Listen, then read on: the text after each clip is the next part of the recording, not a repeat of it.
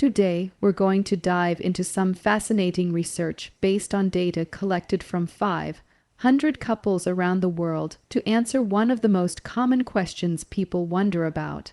How long does sex actually last on average?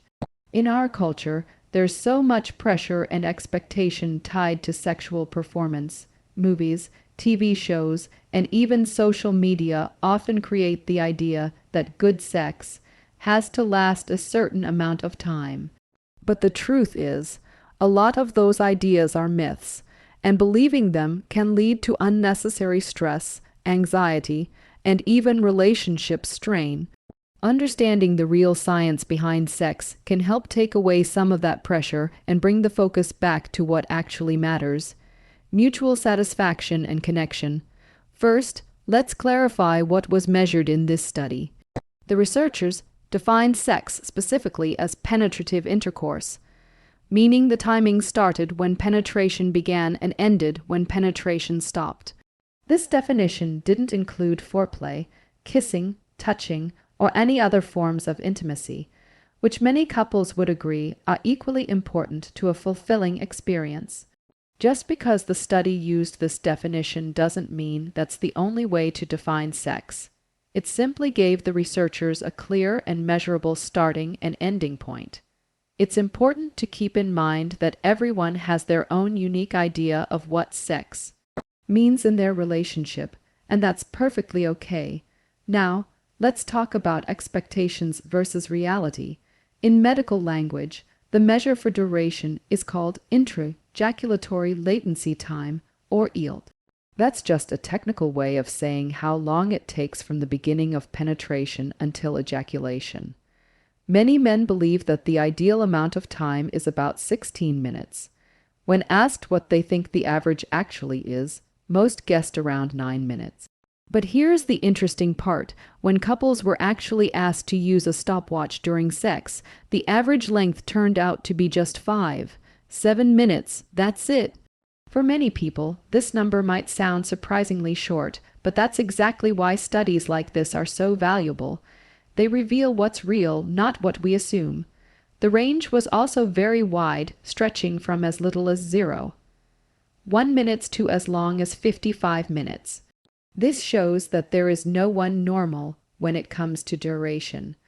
Some couples naturally fall on the shorter side, while others last much longer, and both can be completely normal and satisfying depending on the individuals involved.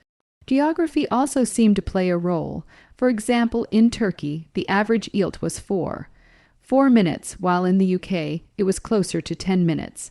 This variation shows that cultural, psychological, and possibly biological factors might influence how long sex lasts. But what about women's perspectives? While there's no formal scientific study, one poll involving 400 women asked how long they ideally wanted penetrative sex to last.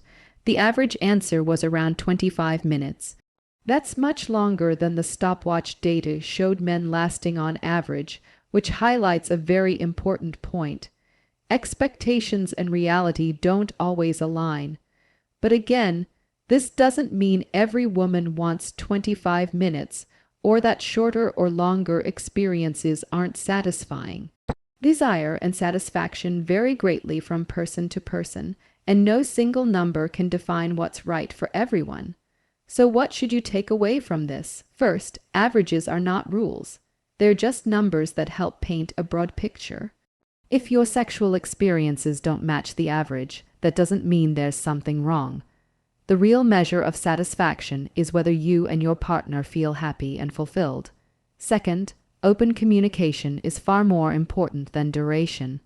Some couples might prefer shorter encounters with lots of foreplay, while others may enjoy longer sessions of penetration. The key is to talk openly about your desires, listen to your partner, and find a rhythm that works for both of you.